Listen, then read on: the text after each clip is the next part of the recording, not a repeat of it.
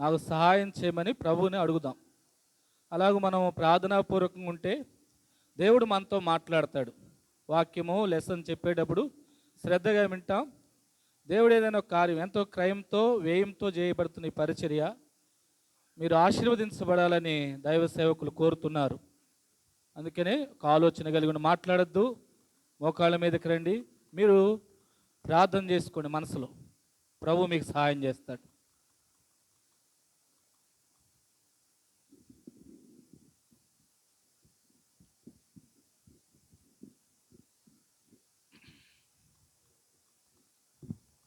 కళ్ళు మూసుకోండి. ప్రేమగల మా పరలోక తండ్రి, పరిశుద్ధుడైన దేవ, యేసు ప్రభు నామమును బట్టి మీకు వందనాలు స్తోత్రాలు. 2026 సంవత్సరం దయాల తండ్రి, ఈ యొక్క ఏప్రిల్ మాసం చివరి దినం దయాల తండ్రి, మీరు తీసుకొచ్చిన మీ ప్రేమకై వందనాలు స్తోత్రాలు. ఇంతవరకు మమ్మల్ని ప్రాణప్రాప్తులుగా కాపాడి భద్రపరిచారు. ఈబిఎస్లో దయాల తండ్రి 8వ లెసన్లోకి మేము ప్రవేశపెట్టబడటానికి మీరిచ్చిన శ్రేష్టమైన తరుణాన్ని బట్టి మీకు వందనాలు స్తోత్రాలు. మా జీవితంలో తండ్రి మరొక దినం ఆయుష్నిచ్చి క్షేమం ఇచ్చి కాపాడి మీ వాక్యము చెంతకు మమ్మల్ని సమకూర్చిన మీ మంచితనం అంతటిని బట్టి వందనాలు తండ్రి. ఈ యవన బిడ్డలు వారు నీకెంతో విలువైన వారు తండ్రి. యవన కాలమున కాడి మోయటం నరునికి మేలని మీ వాక్యం సెలవిస్తూ ఉంది. దయాల తండ్రి, యవనులు దేని చేత తమ నడతను శుద్ధి చేసుకుందరు. ఈ వాక్యమును బట్టి మీ లేఖనం సెలవిస్తున్నందుకు వందనాలు స్తోత్రాలు. ప్రభా, లోకంలో దుష్టుడు యవనస్తులను పాడు చేయాలని చూస్తుండగా మీరైతే తండ్రి నాయన లోకంలో మీరు మానవుల ఎడలని ప్రేమను కుమ్మరించి వారి ఎడలని యొక్క ఏర్పాటును బట్టి మీకు వందనాలు స్తోత్రాలు. మరి ముఖ్యంగా తండ్రి, లోకంలో ఎందరో ఉండగా మమ్మల్ని అయితే నీ ఇంటికి సమకూర్చుకున్నారు. మీకు వందనాలు స్తోత్రాలు. ఈ యొక్క సాయంకాల సమయంలో తండ్రి వచ్చిన ప్రతి బిడ్డను బట్టి మీకు వందనాలు స్తోత్రాలు చెల్లిస్తున్నాం. నాయన, వారు నీకెంతో ఇష్టమైన వారు, వారిని మీరు ప్రేమిస్తున్నందుకే వందనాలు స్తోత్రాలు తండ్రి. నాయన మా ప్రభా, మీరు వారితో మాట్లాడండి. అందుకొరకే తండ్రి నీ దాసుని మీరు అభిషేకించండి ప్రభా. మీరు బలపరచండి. వాక్ శక్తిని, వాక్ స్వాతంత్రను, ఆత్మ నింపుదల, ఆత్మ నడిపింపు దయచేసి ప్రభా మీరు మాట్లాడుతురమ్మని ప్రార్థన చేస్తున్నాం. వినే బుద్ధి, గ్రహించే మనసు, లోబడే హృదయము, అప్పగించుకునేటువంటి కృపను దయచేయమని మనవి చేస్తూ ఉన్నాం ప్రభా. నాయన సహాయము దయచేయండి, కృప చూపించమని ప్రార్థన చేస్తున్నాం. ఎవరైతే నీ ఏర్పాట్లో ఉన్నారో వారి రక్షణ కొరకు, ఈ పని పరిచర్య కొరకై తండ్రి పలు విధాలుగా మీరు మాట్లాడండి. మాకైతే తెలియదు తండ్రి, నీకు తెలుసు. ఎవరు ఏ అక్కరతలో ఉన్నారో, ఎవరు ఏ అవసరతలో ఉన్నారో తండ్రి మీరు ఎరుగుదురు ప్రభా. నీ బిడ్డలను మీరు కనికరించండి, సహాయం దయచేయండి. అందుకొరకై నీ దాసుని బలమైన పాత్రగా వాడుకుంటూ రమ్మని మనవి చేస్తూ ఈ సాయంకాల పరిచర్యను మీ హస్తగతం చేసుకుంటూ యేసుక్రీస్తు నామములో స్తుతించి ప్రార్థించి వేడుకొనుచున్నాము తండ్రి. ఆమేన్.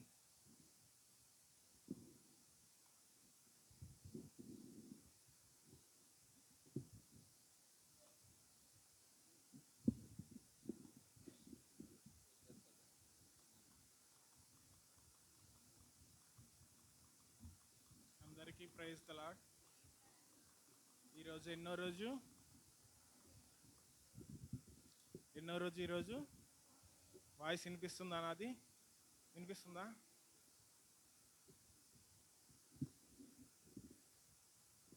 ఇప్పుడు వినిపిస్తుందా? నాకు కొంచెం సౌండ్ పెంచిన.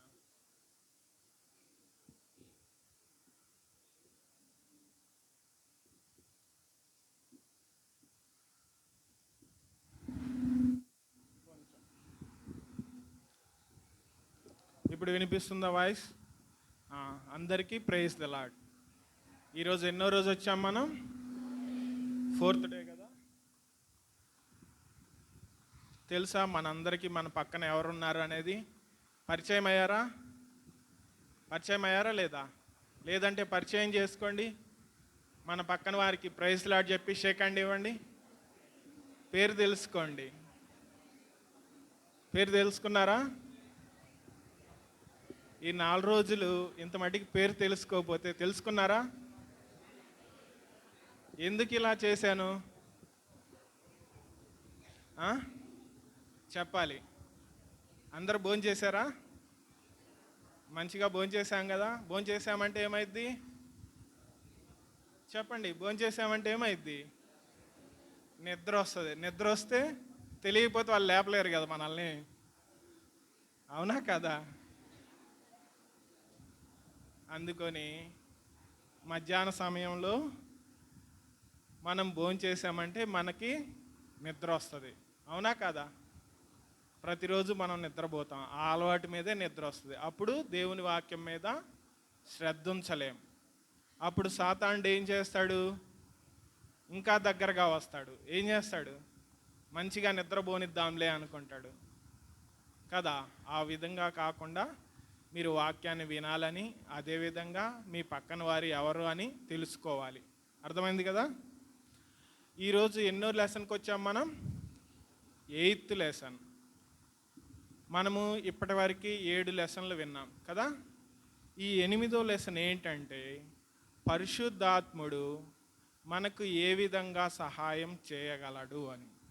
పరిశుద్ధాత్ముడు మనకు ఏ విధంగా సహాయం చేయగలడు అని. అర్థమైందా? ప్రభు అయిన యేసుక్రీస్తు ఈ లోకంలో ఉన్నప్పుడు మనకి వాక్యం ద్వారాను, లేదా మనకే కాదు శిష్యులకు ఆయన యొక్క వాక్యం ద్వారాను, ఆయన యొక్క మాటల ద్వారాను ఆదరించిన వాడుగా ఉన్నాడు. అయితే ప్రభు అయిన యేసుక్రీస్తు మరణించి పరలోకానికి వెళ్ళిన తర్వాత ఎవరు ఆదరిస్తారు? శిష్యులని ఆదరించేవారు ఉండరు కదా. అప్పుడు పరిశుద్ధాత్మ వారిని ఆదరించేదిగా ఉంటుంది. తీయండి అందరూ బైబిల్ గ్రంథాలు తీయండి.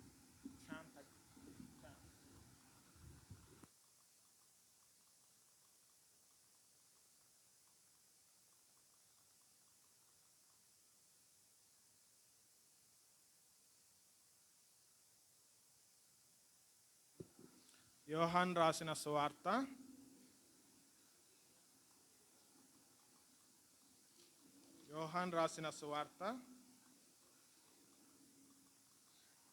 13వ అధ్యాయము 31వ వచనం నుండి 35వ వచనం వరకు మనము మార్చి చదువుకుందాం.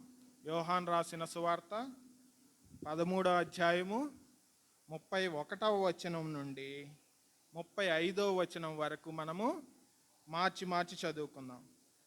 వాడు వెళ్ళిన తరువాత యేసు ఇట్లనెను, ఇప్పుడు మనుష్య కుమారుడు మహిమపరచబడి ఉన్నాడు, దేవుడు ఆయన యందు మహిమపరచబడి ఉన్నాడు.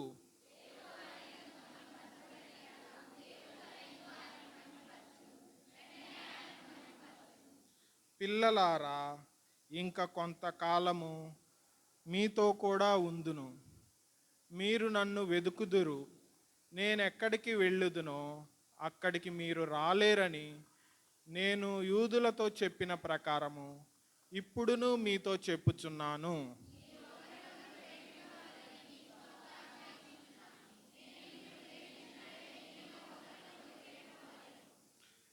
మీరు ఒకని ఎడల ఒకరు ప్రేమ గలవారైన ఎడల దీనిని బట్టి మీరు నా శిష్యులని అందరూ తెలుసుకొనేదరు. తర్వాత అదేవిధంగా 14వ అధ్యాయము 1వ వచనం నుండి 6వ వచనం వరకు మార్చి చదువుకున్నాం. మీ హృదయములను కలవరపడనీయకుడి. దేవుని యందు విశ్వాసముంచుచున్నారు, నా యందును విశ్వాసముంచుడి.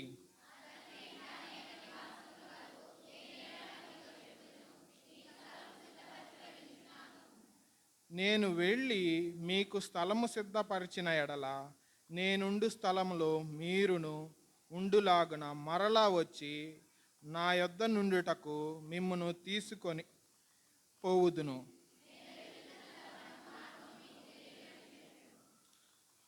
అందుకు తోమా, ప్రభువా, ఎక్కడికి వెళ్ళుచున్నావో మాకు తెలియదే, ఆ మార్గం మాకేలాగు తెలియనని ఆయనను అడగగా,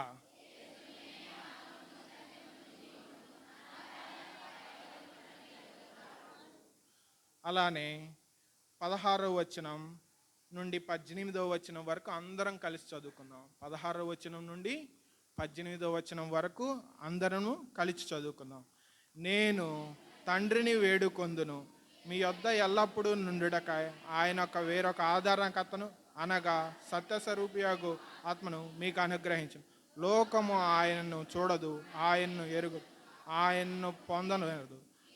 ఆయన ఎందు ఎరుగుదురు, ఆయన మీలో నివసించును, మీలో ఉండును, మిమ్మును అనాథులుగా విడువడు, మీ యొద్దకు వత్తును.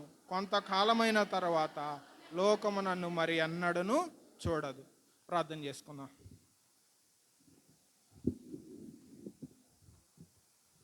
ప్రేమ నమ్మకం కలిగిన మా ప్రియ పరలోక తండ్రి, మీ ప్రేమకై వందనాలు, స్తుతులు, స్తోత్రాలు చెల్లించుకుంటున్నామయ్యా.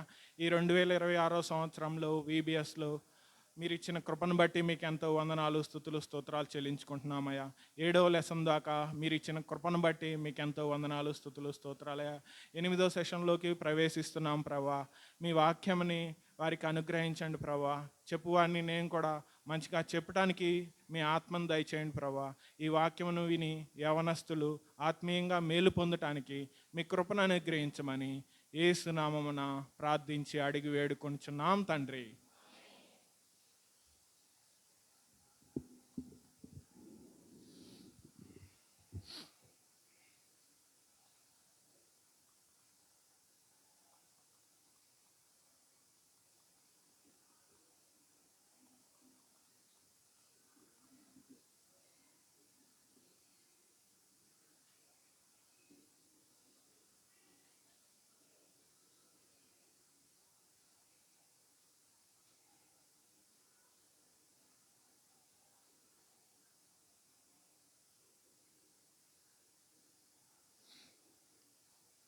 ఉదయం లెసన్ మన అందరం విన్నాం కదా, విన్నామా లేదా? 7th లెసన్ విన్నాం కదా, అంకుల్ చెప్పారు. ఉదయం లెసన్లో మనం ఏం విన్నామంటే, ప్రభు అయిన యేసుక్రీస్తు వారు ఈ లోకంలో నుండి ఎవరి చేత అప్పగించబడుచున్నారో అనే విషయాన్ని మనందరం నేర్చుకున్నాం. అవునా కదా? ఎవరి చేత అప్పగించబడుతున్నారో. అయితే ఈ ఉదయం, ఈ సాయంత్రకాల సమయంలో ప్రభు అయిన యేసుక్రీస్తు వారు ఎందుకు ఈ లోకంలో నుండి తండ్రి వద్దకు వెళ్ళాలి, ఎందుకు ప్రభు అయిన యేసుక్రీస్తు వారు ఈ లోకంలో నుండి తండ్రి వద్దకు వెళ్ళాలి అని శిష్యులకు వివరించడం జరుగుతుంది. రెండవదిగా, ప్రభు అయిన యేసుక్రీస్తు వారు ఈ లోకంలో నుండి వెళ్ళినప్పుడు శిష్యులకు ఆదరణ ఉండదు. అంటే ప్రభు అయిన యేసుక్రీస్తు వారు ఈ లోకమును విడిచి పరలోక రాజ్యమునకు వెళ్ళినప్పుడు శిష్యులను అనాథులుగా అవుతారు. అలా అనాథులుగా అవ్వకుండా ఆదరణకర్తగా ఉండాలి అని శిష్యులకు వివరణ ఇవ్వటం జరుగుతుంది. మూడవదిగా, ప్రభు అయిన యేసుక్రీస్తు వారు ఈ లోకము నుండి పరలోకమునకు వెళ్ళినప్పుడు వారికి కలిగిన విడిచిపెట్టబడిన శిష్యులకు కలిగే శ్రమలు ఏంటి, ఆ శ్రమలను ఎలా ఎదుర్కోవాలి, యేసు ప్రభు లేనప్పుడు ఆ శ్రమలను ఎలా భరించాలి అని శిష్యులకు నేర్పించిన వారిగా ఉంటుంది. నాలుగవదిగా, ప్రభు అయిన యేసుక్రీస్తు వారు ఈ లోకంలో నుండి పరలోకంలోనికి వెళ్ళినప్పుడు వెళ్ళటం వలన కలిగిన ప్రయోజనం ఏంటి అనేది మనము చూస్తాం. యేసు ప్రభు వారు ఈ లోకంను విడిచి పరలోకంకు వెళ్ళటం వల్ల కలిగిన ప్రయోజనం ఏంటి అనేది మనము చూసే విధంగా ఉంటాం. ఫస్ట్ ఉదయం లెసన్లో జరిగినట్టుగా మనం 13వ వచనంలో 13వ అధ్యాయంలో చూస్తాం. ఏమంటారు? పస్కా పండుగ రాబోతుంది. అప్పటికే యేసు ప్రభు వారు సిలువ వేయబడతాడు అని ఎవరికి? యేసు ప్రభు వారికి తెలిసింది. యేసు ప్రభు వారు ఇంకొంతకాలమే భూమి మీద ఉంటాడు, తర్వాత సిలువ వేయబడతాడు, తండ్రి వద్దకు వెళుతారు అని యేసు ప్రభు వారికి తెలియటం వల్ల ఏం చేస్తాడు? శిష్యులందరినీ పిలిచి భోజన పంక్తిలో కూర్చుండి యేసు ప్రభు వారు అందరి పాదాలు కడగటం చూస్తాం. అవునా కదా? అందరి పాదాలు కడిగి తన టవళ్ళతోటి అందరి పాదాలను శుభ్రం చేయటం చూస్తాం. అయితే పేతురు ఏమంటారు? ప్రభువా, నా పాదములను కడగవద్దు అని చెప్పడం చూస్తాం. ఎందుకు కడగవద్దు? మీరు నా పాదములను కడగకండి, నేను పాత్రుడిని కాదు అని ప్రభువు పౌలు యొక్క పేతురు యొక్క పాదాలను కడుగపోతుంటే వద్దు అని ఇబ్బంది పెట్టిన వాడిగా ఉంటాడు. ఎందుకు ఇబ్బంది పెడతాడు? అప్పుడు ప్రభు అయిన యేసుక్రీస్తు ఏమంటారు? నేను మీ పాదములు కడగని ఎడల మీకు నాలో పాలు లేదు. అవునా కదా? నేను మీ పాదములు కడగని ఎడల నీకు నాలో పాలు లేదు అంటే అప్పుడు పేతురు ఏమంటారు? నా పాదములు మాత్రమే కాదు ప్రభువా, నా చేతులు కడుగు ప్రభువా, నా తలంతయు కడుగు ప్రభువా అని అడగటం చూస్తాం. అయితే ప్రభు అయిన యేసుక్రీస్తు వారు ఏమంటారు? మీరు స్నానం చేసిన వారు పాదములు మాత్రమే శుభ్రం చేసుకుంటే పరిశుద్ధులు అవుతారు, పవిత్రులు అవుతారు అని చెప్పడం చూస్తాం. అప్పుడు ప్రభువు ఇంకొక మాట కూడా అంటాడు. ఏమని? ఇప్పుడు ఉన్న 12 మందిలో మీరందరూ పవిత్రులు కారు. ఎందుకు ఆ మాట అంటాడు? ఎందుకంటే ప్రభు అయిన యేసుక్రీస్తుని ఒక శిష్యుడు ఏం చేయబోతున్నాడు? అప్పగించబోతున్నాడు. అందువలన యేసు ప్రభు ఏమంటారంటే ఇక్కడ ఉన్నవారు అందరూ పవిత్రులు కారు అంటాడు. తర్వాత ఏమంటాడు? నేను ఈ విధంగా ఎందుకు చేశాను, ఈ విధంగా మీ పాదాలు ఎందుకు కడిగాను అంటే 15వ వచనం చూడండి, 13వ అధ్యాయం 15వ వచనం. నేను మీకు చేసిన ప్రకారము మీరును చేయవలనని మీకు మాదిరిగా ఉండటానికి ఇలాగ చేశాను. ఎలాగ చేశారు? ఆయన తగ్గించబడి శిష్యుల యొక్క పాదాలను కడిగిన వారుగా ఉంటారు. అయితే తర్వాత ఏమంటాడంటే నాతో కూడా భోజనము చేయవాడు నాకు విరోధముగా తన మడమ ఎత్తుచున్నాడు, అంటే నన్ను అప్పగించబోతున్నాడు అని శిష్యులకు చిన్నగా చెప్పడం జరుగుతుంది.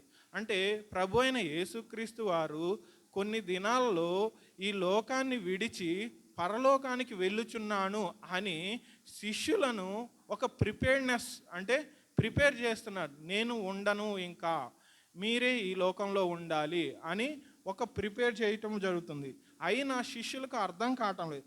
అప్పుడు 31వ వచనంలో మీలో ఒకడు నన్ను అప్పగించునని మీతో నిశ్చయంగా చెప్పుచున్నాను. అంటే ఇప్పుడు డైరెక్ట్గా శిష్యులకు చెప్పేస్తున్నాడు. ఏంటని? మీలో ఒకడు నన్ను అప్పగించబోతున్నాడు అని. మీలో ఒకరు నన్ను అప్పగించబోతూ ఉన్నారు. అయితే శిష్యులు యేసు ప్రభుకు ఇష్టమైన శిష్యుడు ఒకరు యేసు ప్రభు కుడి పార్శ్వమున ఉండి ఎవరు ప్రభువా అని అడగటం చూస్తాం.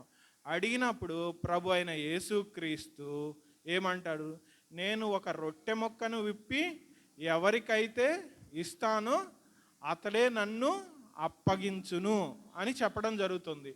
ఎవరికి రొట్టె మొక్కిస్తాడు ప్రభు? ఫస్ట్ ఎవరికి ఇస్తాడు?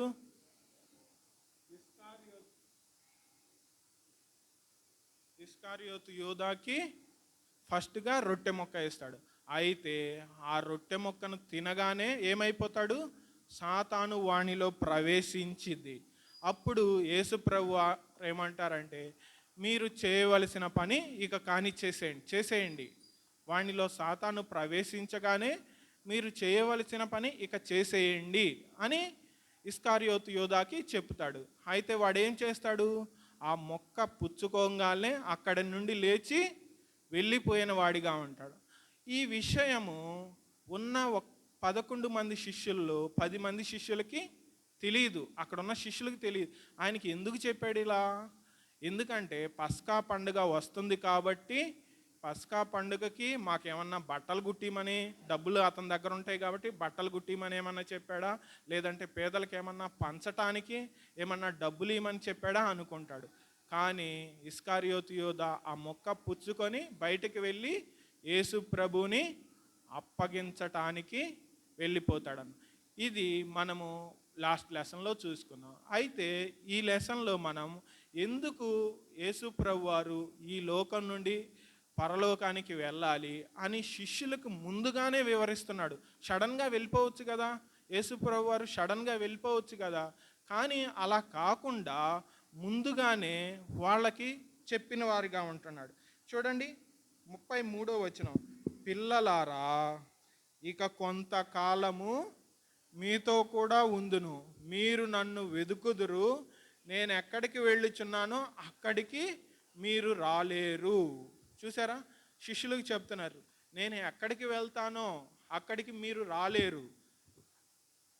నేను వెళ్ళిపోయినప్పుడు మీరేం చేయాలి, మీరు ఒకరిని ఒకరు ప్రేమింపవలనని ఒక ఆజ్ఞ వాళ్ళకి ఇస్తున్నాడు శిష్యులకి. మీరు ఒకరి యందు ఒకరు ప్రేమ కలిగి ఉండుడి, నేను మిమ్మల్ని ప్రేమించినట్టే మీరు ఒకరినొకరు ప్రేమించుడి. మీరు ఒకని ఎడల ఒకడు ప్రేమ కలిగేవాడైతే దీనిని బట్టి మీరు నా శిష్యులు అవుదురు అని ప్రభు అయిన యేసుక్రీస్తు వారు శిష్యులకు చెప్తున్నాడు. నేను ఉంటాను, ఇంకా కొన్ని రోజుల్లో ఈ లోకమును విడిచి తండ్రి దగ్గరికి వెళ్తున్నాను. తండ్రి దగ్గరికి వెళ్ళిచినప్పుడు మీరు ఒకని ఎడల ఒకరు ప్రేమ కలిగి ఉండండి. ఒకవేళ మనము జాయింట్ ఫ్యామిలీ అనుకోండి, జాయింట్ ఫ్యామిలీలో ఎవరన్నా పెద్ద మనిషి చనిపోయారనుకోండి, తర్వాత ఉన్న సన్స్, తర్వాత ఉన్న ఎవరి ఫ్యామిలీ వాళ్ళు ఇండివిజువల్ అవుతారా లేరా? అలానే ప్రభు అయిన యేసుక్రీస్తు వారు కూడా ఈ లోకమును విడిచి తండ్రి దగ్గరికి వెళ్ళిపోతే శిష్యులు కూడా అలా అయిపోతారేమో అని ప్రభు అయిన యేసుక్రీస్తు వారు ముందుగానే మీరు ఒకరినొకరు ప్రేమించుడి అని చెప్పటం చూస్తాం. తర్వాత చూస్తే మీ హృదయమును, తర్వాత ఏమంటాడు 36వ వచనం, ప్రభువా నీవెక్కడికి వెళ్ళుదువు. ఇప్పటికీ పేతురికి అర్థం కావటం లేదు. నీవెక్కడికి వెళుదువు, అక్కడికి నేను కూడా వస్తాను ప్రభువా, నీ కోసం ఎలాంటి త్యాగాన్నైనా చేస్తాను ప్రభువా అనే అంటుంది. అయితే యేసు ప్రభు ఏమి చెబుతున్నాడు, పరలోకమును గురించి చెబుతున్నాడు. అయితే పేతురు ఎలా ఆలోచిస్తున్నాడు, ఈ లోకం నుండి ఈ ఊరు నుండి వేరే ఊరు వెళ్తారేమో, లేదా ఇక్కడి నుండి వేరే చోటకి వెళ్తారేమో, అక్కడికి వస్తాను, మీకోసం ఎన్ని శ్రమలైనా పడటానికి సిద్ధముగా ఉన్నానని. అయితే 14వ అధ్యాయం 1వ వచనం చూసినప్పుడు మీ హృదయమును కలవరపడనీయకుడి. ఎందుకు చెప్తున్నాడు మీ హృదయాన్ని కలవరపడనీయకుడి అంటే, మనం ఎవరైనా సరే మన విలేజ్ నుండి ఇంకొక విలేజ్కి మన పేరెంట్స్ ఎవరన్నా వెళ్తే మన హృదయాన్ని పండిస్తామా చెప్పు? లేదులే మళ్ళీ వస్తారులే అనుకుంటాం. అదే మన ఎవరైనా సరే మనకు తెలిసిన వారు ఇంకా రారు అని తెలిస్తే ఏమవుతాం? ఒక రకమైన కలవరము ఉంటుంది.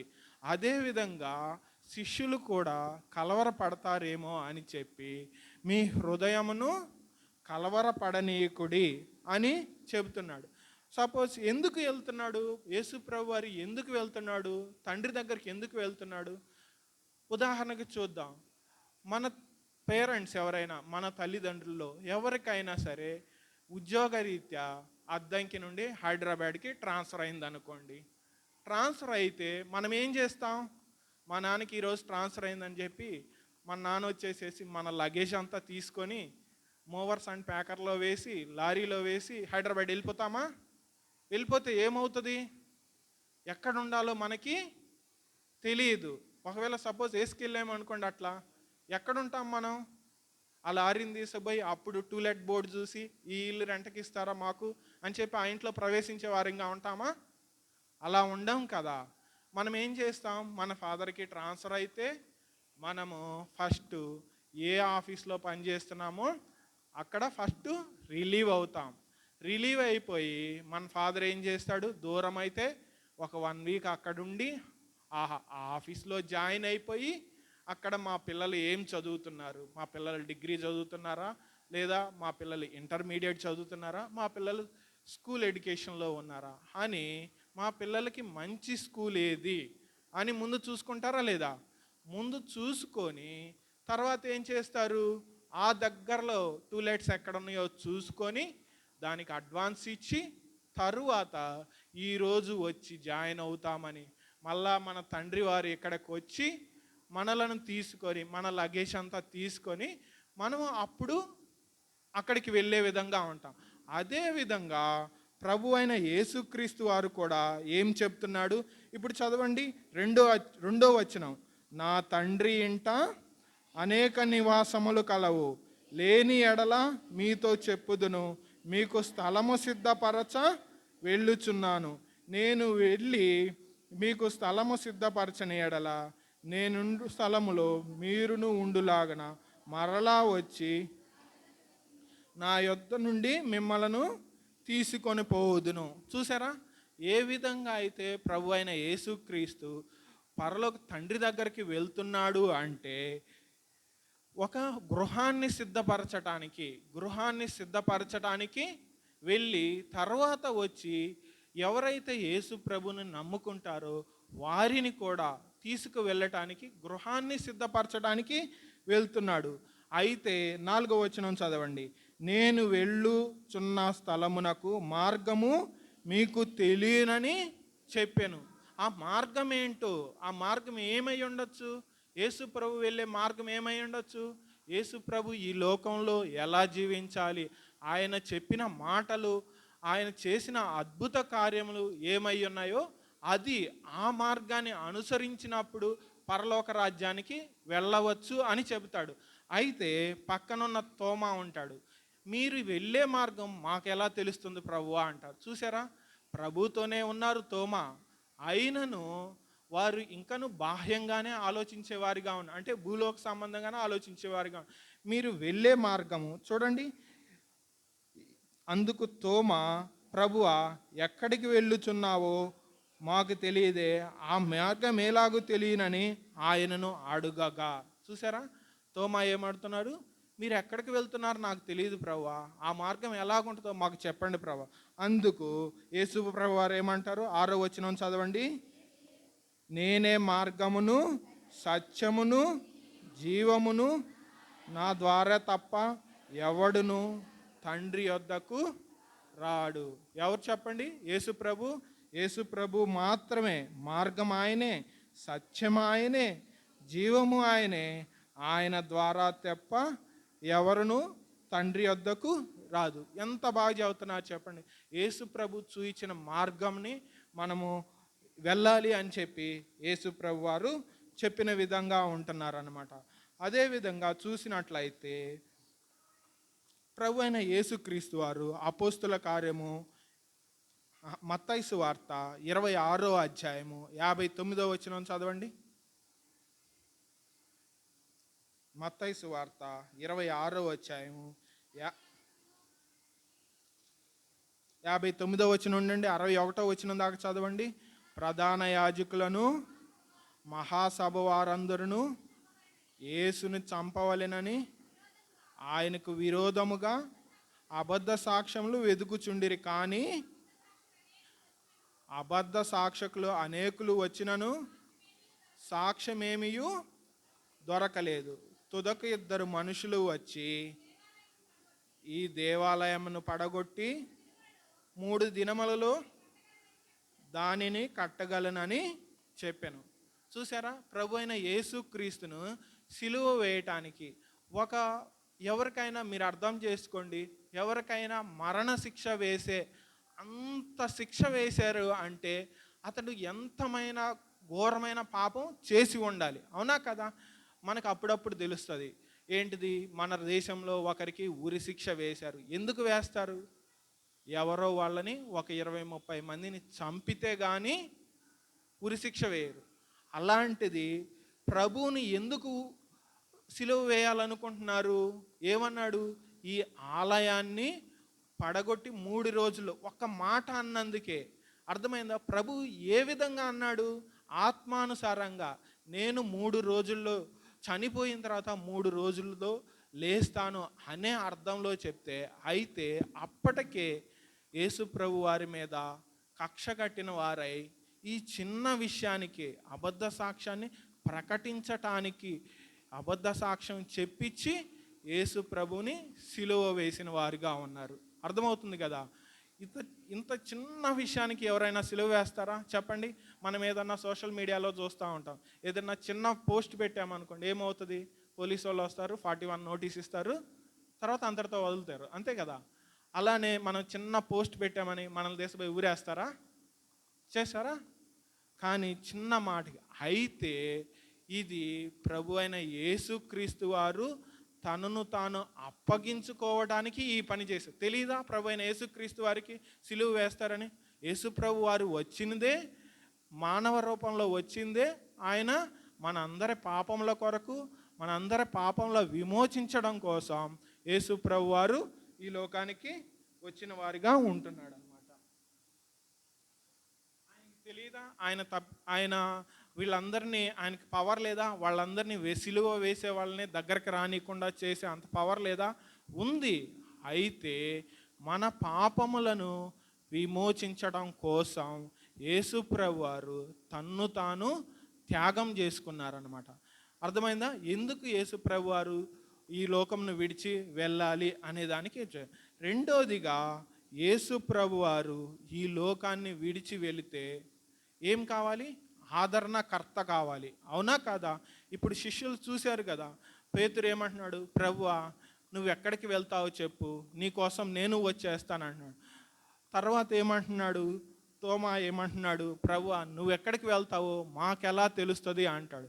తర్వాత ఫిలిప్ కిందకు వచ్చిన తర్వాత తండ్రి వద్దకు పోవటానికి మార్గాన్ని మాకు చూయించు ప్రభు అంటాడు. అయితే యేసు ప్రభు ఏమంటారు అంటే, నువ్వు ఇన్ని రోజులు నాతో ఉన్నావు, తండ్రిని ఎరుగవా అంటాడు. అర్థమైందా?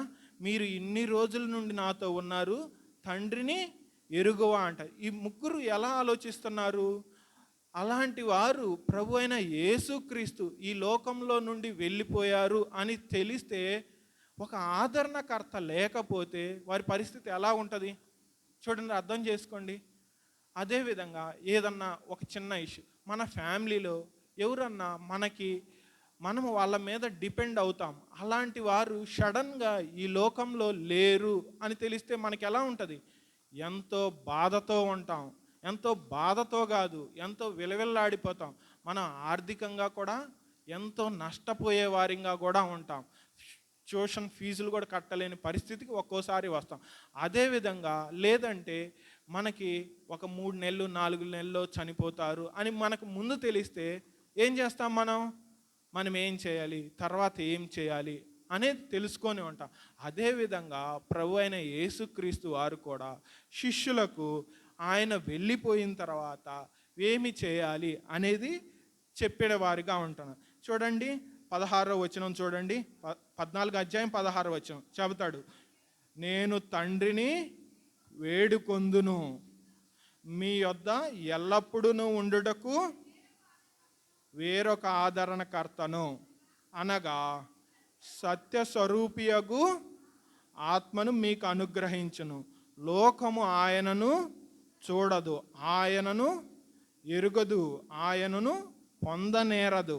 మీరు ఆయనను ఎరుగుదురు, ఆయన మీలో కూడా నివసించును, మీలో ఉండును. అర్థమైందా?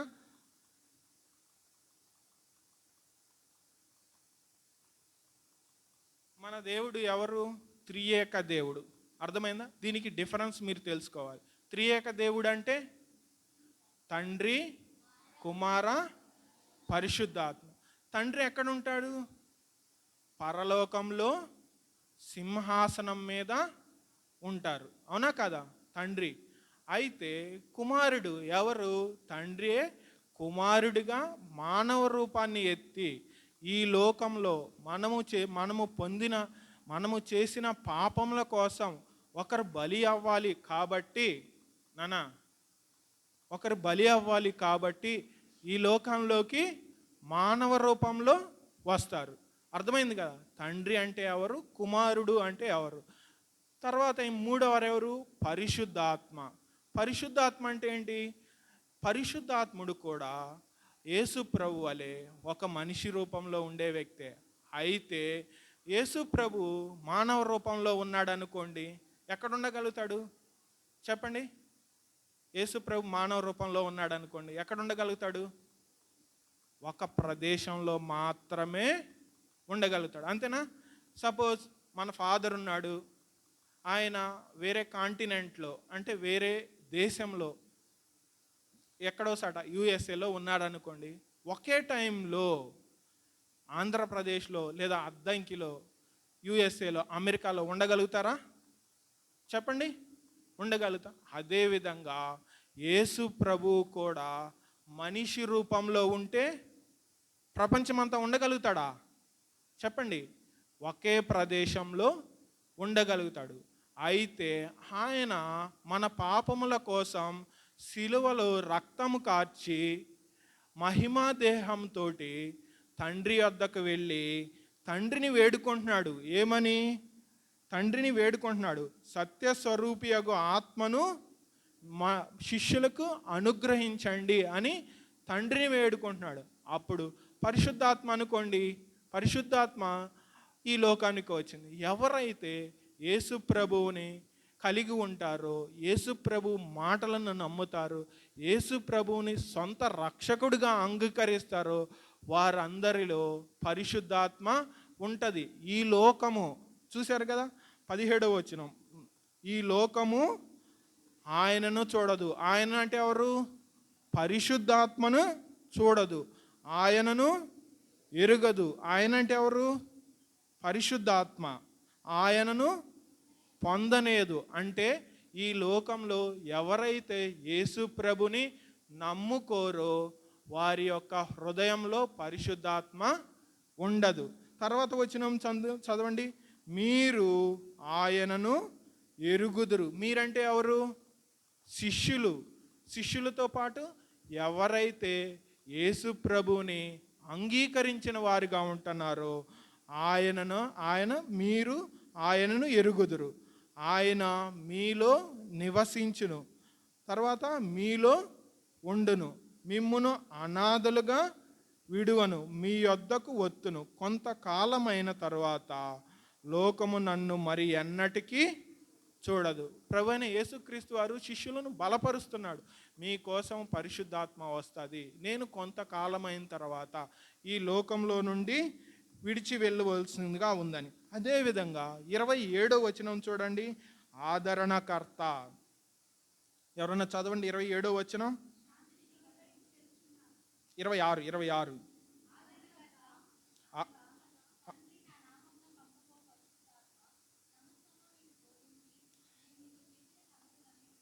మీకు జ్ఞాపకము చేయను. ఇక్కడ ఎంత క్లియర్గా చెప్తున్నాడు చూడండి. ఆదరణకర్త అనగా తండ్రి నా నామమున పంపుబోవు పరిశుద్ధాత్మ సమస్తమును మీకు బోధించును. ఆదరణకర్త పరిశుద్ధాత్మ మనకి సమస్తాన్ని బోధిస్తుంది అని ప్రభు అయిన యేసుక్రీస్తు వారు శిష్యులకి, అదేవిధంగా యేసు ప్రభువుని ఎవరైతే అంగీకరిస్తారో వారందరికీ చెప్పిన వారుగా ఉంటున్నారు. మూడవదిగా మనము ఈ అంశంలో చూడాల్సింది, యేసు ప్రభు ఈ లోకాన్ని విడిచి వెళితే కలిగే శ్రమలు ఏంటి? అర్థమవుతుందా? యేసు ప్రభువుని చిన్న ఈ ఆలయాన్ని పడగొట్టి 3 రోజుల్లో కడతాను అన్నందుకే సిలువ వేశారు అంటే ఆయన చుట్టుపక్కల ఉండే శిష్యులని ఇంకెలా హింసిస్తారు? అలా హింసించినప్పుడు వీరందరూ యేసు ప్రభుని ఆచరించే వారుగా ఉంటారా? చెప్పండి. మనల్ని పోలీసులు, లేదంటే ఉదాహరణకి చిన్న మీకు ఎగ్జాంపుల్ అర్థమవటానికి, మన వీధిలో ఎవరినైనా సరే ప్రిజన్కి తీసుకెళ్ళారు అనుకోండి. ప్రిజన్ అంటే జైలుకి. అన్యాయంగా అయ్యి ఉండొచ్చు, ఆయన ఏదో తప్పు చేసి అయ్యి ఉండొచ్చు, ఏదో సపోజ్ ఆయన పని లేకుండా ఆయన్ని జైలుకి తీసుకుపోయారు. అది ఆయనకి తెలుసు, ఆయన రేపు కోర్టులో చూసుకుంటాడు. అయితే ఆ వీధిలో ఉన్న వారందరూ ఏమంటారు? ఒక్కసారి ఆలోచించండి. ఏమంటారు? ఇతను ఏదో పని చేశాడు. అతను ఏమి చేసి ఉండకపోవచ్చు, ఇతను ఏదో పని చేశాడు, అందువల్లే ఇతను జైలుకి తీసుకెళ్ళారు. అదేవిధంగా ఆ ఇంటి వారు ఆ వీధిలో తిరగగలుగుతారా? చెప్పండి. ఆ ఇంటి వారు ఆ వీధిలో తిరిగితే వాళ్ళని ఎలా చూస్తారు?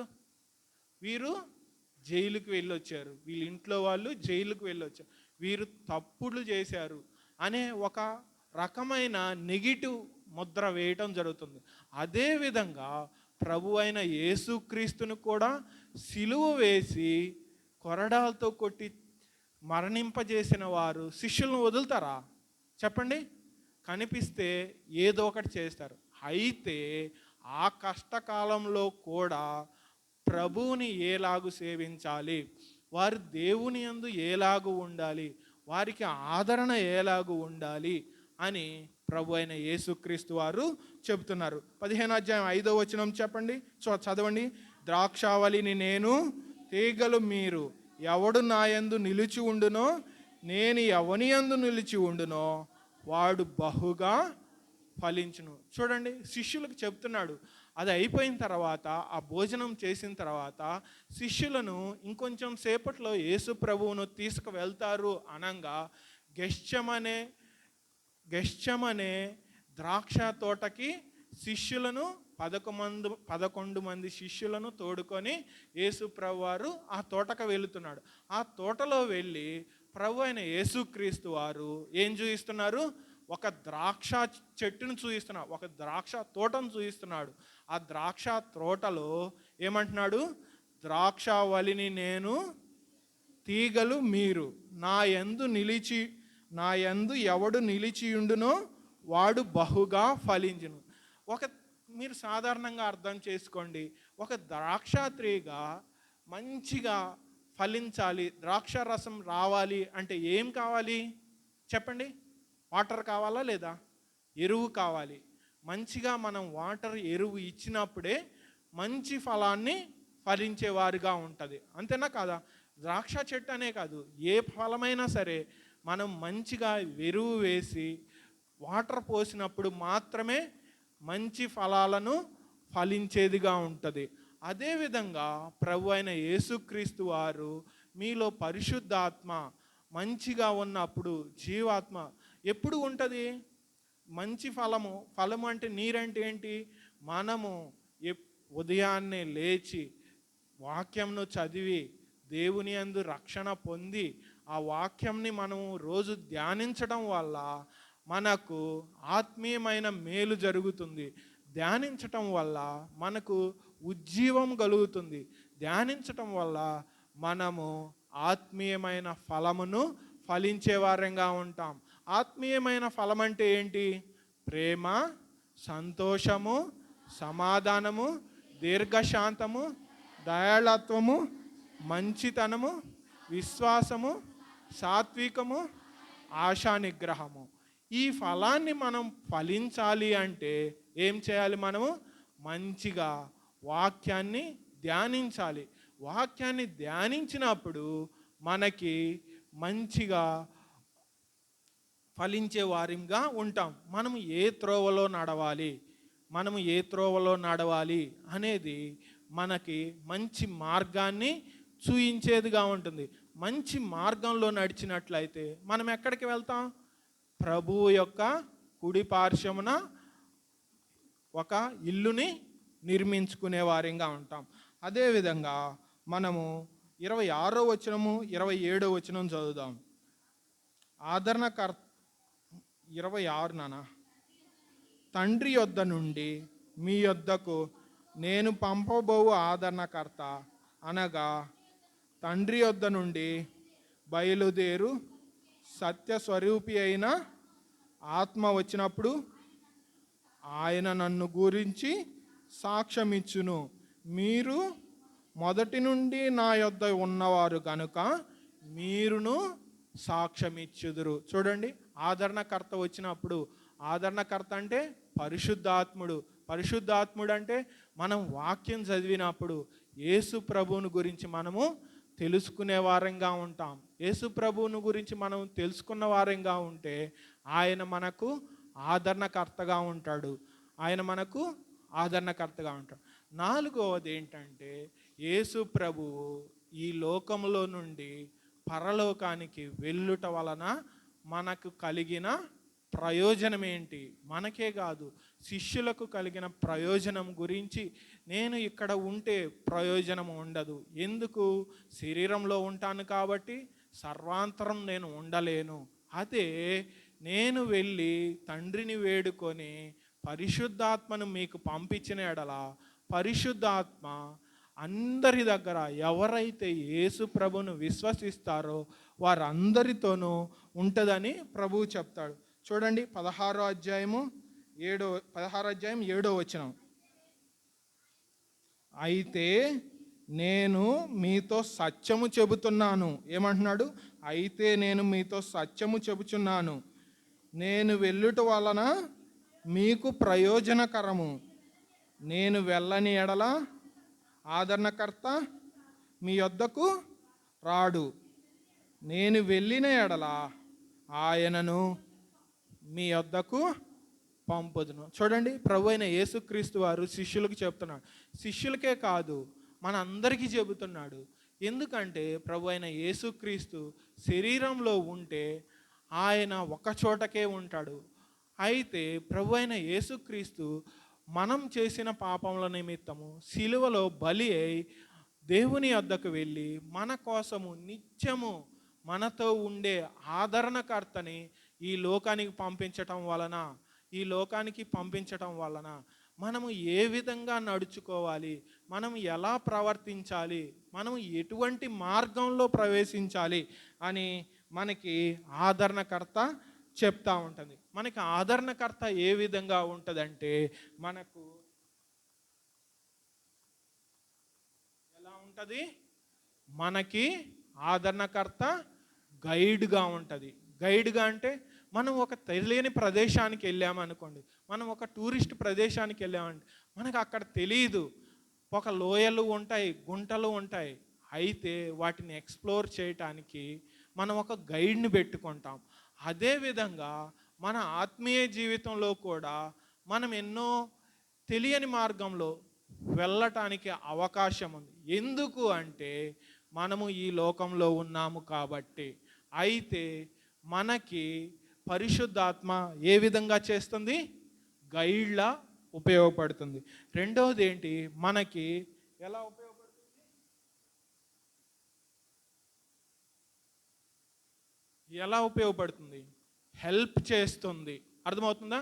మనకి ఏ విధంగా హెల్ప్ చేస్తుంది? మనం ఏమైనా తప్పిపోతున్నామా, యేసు ప్రభువు నుండి తప్పిపోతున్నామా అని మనకి హెల్పర్లా ఉపయోగపడుతుంది. మూడోది ఏంటంటే మనకి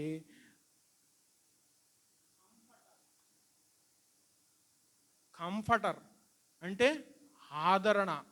ఆదరణ ఇచ్చేదిగా ఉంటుంది. పరిశుద్ధాత్మ మనకి కంఫర్టర్గా కూడా ఉంటుంది. అదేవిధంగా మనము 13వ వచనం చదువుదాం. 16వ అధ్యాయం 13వ వచనం. అయితే ఆయన అనగా సత్యస్వరూపి అయిన ఆత్మ వచ్చినప్పుడు మేము సర్వసత్యంలోనికి నడిపించును. చూసారా? సర్వసత్యంలోనికి మనల్ని నడిపించేవారిగా ఉంటుంది. అదేవిధంగా మనము 33వ వచనం లాస్ట్ భాగం చదువు. లోకములో మీకు శ్రమ కలుగును, అయినను ధైర్యము తెచ్చుకొనుడి, నేను లోకమును జయించి ఉన్నాను. లోకంలో మీకు శ్రమ కలుగుతుంది. చూసారా? లోకంలో మీకు శ్రమ కలుగుతుంది. చిన్న ఎగ్జాంపుల్ చెప్పి నేను క్లోజ్ చేస్తా. హ్యాంక్ ఫస్ట్ లెసన్లో మీరు విన్నారా?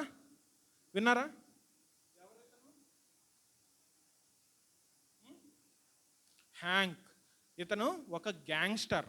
ఎవరు? రౌడీ సమూహము. అర్థమైందా?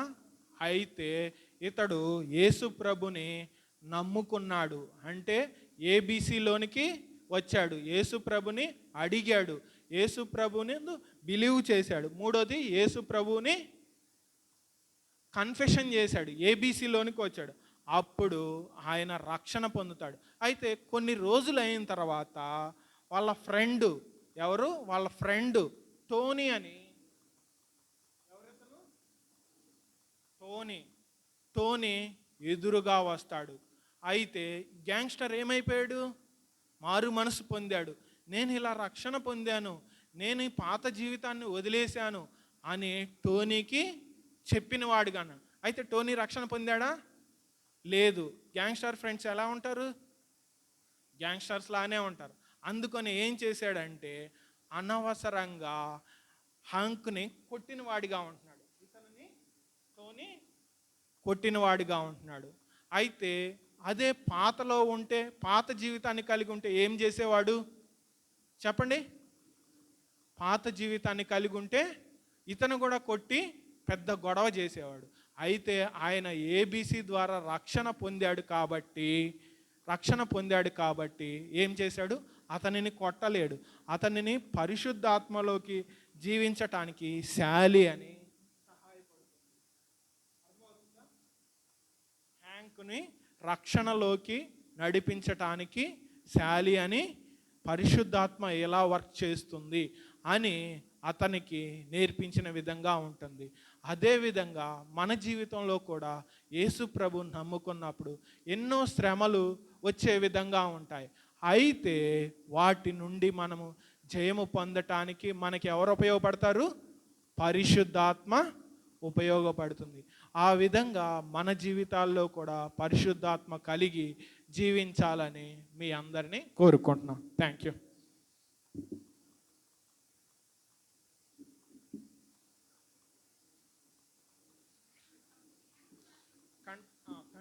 కంఠత వాక్యము యోహాను సువార్త 14వ అధ్యాయము 16వ వచనం చదవండి ఎవరన్నా. యోహాను సువార్త, నేను తండ్రిని వేడుకొందును మీ యొద్ద ఎల్లప్పుడూ నుండుటకై ఆయన వేరొక ఆదరణకర్తను అనగా సత్యస్వరూపియొగ ఆత్మను మీకు అనుగ్రహించును. అర్థమైంది కదా?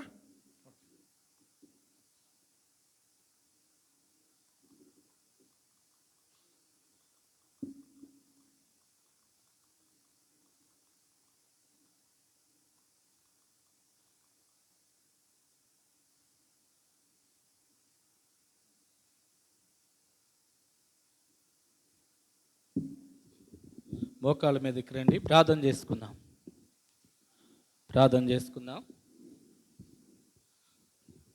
లెసన్ వింటూ వచ్చాం. గ్యాంగ్స్టర్ తన జీవితాన్ని ప్రభువు సమర్పించుకోవడం ద్వారా తన జీవితం మార్చబడతా వచ్చింది. నిజమే, మోకాళ్ళ మీదకి రావాల్సింది మనవి చేస్తూ ఉన్నాం. భయంకరమైన జీవితాన్ని యేసు ప్రభు వారు దర్శించాడు. యేసు ప్రభు దర్శించి తన జీవితం మార్చబడింది. పరిశుద్ధాత్మ దేవుడు సహాయపడుతూ వచ్చాడు. ఈ సాయంకాల సమయంలో ప్రియమైన సోదరి, ప్రియమైనటువంటి సోదరుడా, యేసుక్రీస్తు ప్రభు వారు నీ జీవితంలో కూడా ఒక రక్షణ కార్యం చేయాలని దేవుడు నీకు అవకాశం ఇస్తూ ఉన్నాడు. లెసన్ వింటూ వచ్చాం. యేసుక్రీస్తు ప్రభుకు నీ హృదయంలో చోటు ఇవ్వకుండా ఈ స్థలం విడిచి నువ్వు వెళ్ళిపోయినట్లయితే ప్రభు నీతో కూడా ఉండడు. ఆయన ఆదరణకర్తగా వచ్చాడు. నీ పరిస్థితులన్నిటిలో, నీ చదువుల్లో, నీ భవిష్యత్తులో నీతో కూడా ఉండాలని ప్రభు వారు ఇష్టపడుతున్నాడు. అయితే ఆయనకి నీ హృదయంలో చోటు ఇవ్వకపోతే ఆయన వెలుపుతుంటాడు, నీ క్షేమం ఉండదు. ప్రభు నిన్ను ప్రేమిస్తూ అడుగుతున్నాడు, నా కుమారుడా, నా కుమార్తె, నీ హృదయంలో నాకు చోటు ఇమ్మని అడుగుతున్నాడు. చేరువచ్చిన ఎవరైనప్పటికీ, యవనస్తుడా, యవన సహోదరి, యేసు ప్రభుకి మౌనంగా ప్రార్థన చేసుకో. బైబిల్ గ్రంథం సెలవిస్తూ ఉంది, ఎన్నిసార్లు గద్దించినను లోబడని వాడు మరి తిరుగు లేకుండా హఠాత్తుగా నాశనమగునని బైబిల్ గ్రంథం సెలవిస్తూ ఉంది. ఎన్నో పర్యాలు దేవుడు నీతో మాట్లాడుతున్నాడు. ఆయా లెసన్స్ ద్వారా, టీచర్స్ ద్వారా ప్రభు నేను ఇంకా హెచ్చరిస్తూ ఉంటే హృదయాన్ని కఠినపరచుకోవద్దు, వాయిదా వేయవద్దు. రక్షణ విషయంలో, ప్రభువును చేర్చుకునే విషయంలో వాయిదా వేయవద్దు. యేసు ప్రభువారు కలువరి శిలువ పైన తన రక్తమంతా కూడా ధారపోస్తాడు నీ కొరకు, నా కొరకు, మనందరి కొరకై. ఆ ప్రేమ కలిగిన ప్రభు, నా కుమారుడా, నా కుమార్తె, నీ హృదయంలో నాకు చోటు ఇమ్మని ప్రభు అడుగుతున్నాడు. ప్రభుకి నీ హృదయంలో చోటు ఇవ్వటానికి నువ్వు ఇష్టపడితే మౌనంగా మనసులో ప్రార్థన చేసుకుని మీ తల కంటే మీ కుడి చేయి పైగా ఉంచండి. మీలో ఎవరైనా కానీ దేవుడు మాట్లాడుతున్నప్పుడు వాయిదా వేయవద్దు. ఇంకా కేవలం 2 లెసన్లు మాత్రమే ఉన్నాయి. ప్రభు అవకాశం ఇస్తున్నాడు.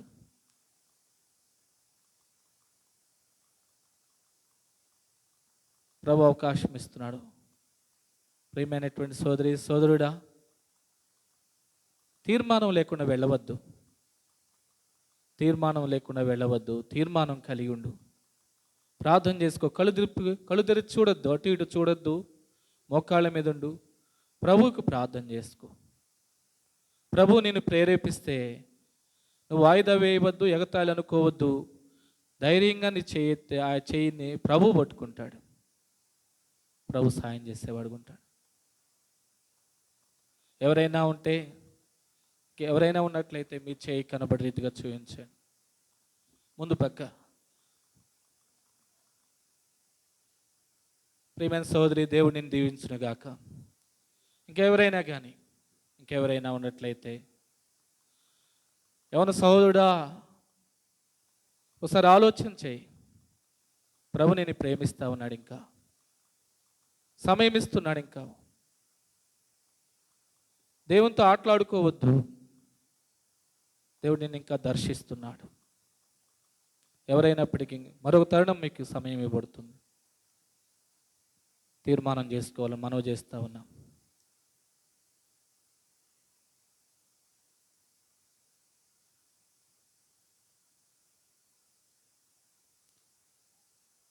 కఠినపరుచుకోవద్దు. గ్యాంగ్స్టర్ జీవితాన్ని మార్చాడు ప్రభు.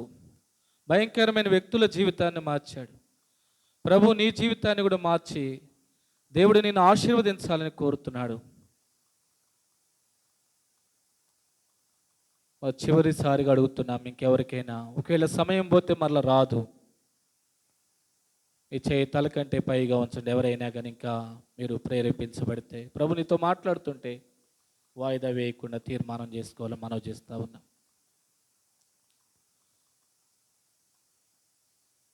ప్రేమగల తండ్రి, పరిశుద్ధుడైన దేవ, యేసు ప్రభు నామమును బట్టి మీకు వందనాలు, స్తోత్రాలు. మీరు లెసన్ ద్వారా మాట్లాడుతూ వచ్చారు. మీ ప్రేమను బట్టి మీకు వందనాలు, స్తోత్రాలు. దయలట్టుడు మా ప్రభువా, తీర్మానం చేసుకున్న బిడ్డను మీరు దీవించండి. ఎవరైతే ఇంకా మనసులో తీర్మానం చేసుకుని దయలెత్తండి వారి చేతులు పైకెత్తడానికి సిగ్గుపరచబడుతూ ఉంటున్నారో వారిని కూడా మీరు దర్శించండి. దయలెత్తండి, మనుషులు ఎదుట ఒప్పుకుని వాడిని నువ్వు పరలోకంలో ఒప్పుకుంటావు. దయలెత్తండి, ఈ సమయం వారికి ఎంతో ఆశీర్వాదకరంగా ఉంచండి. గ్రూప్ డిస్కషన్ సమయంలో టీచర్స్ వ్యక్తిగతంగా మాట్లాడే సమయం కావచ్చు. ఆత్మదేవుడు వారిని గదలించండి తండ్రి. పరిశుద్ధాత్మదేవుడు భూమి మీదకి లోకానికి వచ్చావు. పాపమును గురించి, తీర్పుని గురించి, రాజ్యమును గురించినటువంటి గ్రహింపుని గురించి దయలెత్తండి నాయన ఒప్పింపజేసేటువంటి అనుభవంలో దయలెత్తండి ఈ రక్షణ అనుభవంలోనికి నడిపించమని మనవి చేస్తూ ఉన్నాం. దయలెత్తండి ప్రభువా, మీ కార్యమును మీరు నూతనపరచమని ప్రార్థన చేస్తున్నాం. దయలెత్తండి మా ప్రభువా, నాయన మీ బిడ్డలను దీవించండి, ఆశీర్వదించండి, తోడేయండి తండ్రి. ఈ సమయం ఎంతో ఆశీర్వాదకరంగా ఉంచి ప్రభువా రక్షణ కొరకు కార్యం జరిగించండి. రక్షించబడిన వారు దయలెత్తండి నీ పని పరిచర్య కొరకు కూడా తండ్రి సిద్ధపరచబడాలి. కోత విస్తారంగా ఉంది, పనివారు కొద్దిమందే ఉన్నారని లేఖనం సెలవిస్తూ ఉంది తండ్రి. ఈ దినములో తండ్రి లోకములో ఉన్న పని కంటే మీ పని ఎంతో గొప్పది తండ్రి. అది ఎరగటానికి కూడా నీ బిడ్డలకు గ్రహింపు దయచేయండి తండ్రి. ఆ రీతిగా మీరు మాట్లాడమని ప్రార్థన చేస్తున్నాం. మిగిలిన సమయం ఆశీర్వాదకరంగా ఉంచమని యేసుక్రీస్తు నామములో స్తుతించి ప్రార్థిస్తున్నాం తండ్రి. ఆమేన్. మీ టీచర్స్ దగ్గర గ్రూప్లో కూర్చోండి. ఎవరైనా కొత్తగా వస్తే మీరు పక్కన ఉంచండి. మీరు ఎక్కడ కూర్చోబెట్టాలో చెప్తాం. దయతో మనవి చేస్తున్నాం, టీచర్స్ వారిని రక్షణ విషయంలో ప్రభు వారిని గైడ్ చేయాలని మనవి చేస్తూ ఉన్నాం. రక్షణ లేని వారు, రక్షించబడిన వారు ప్రభు పని పరిచర్య విషయంలో కూడా ముందుకు వచ్చి దానికి ప్రోత్సాహ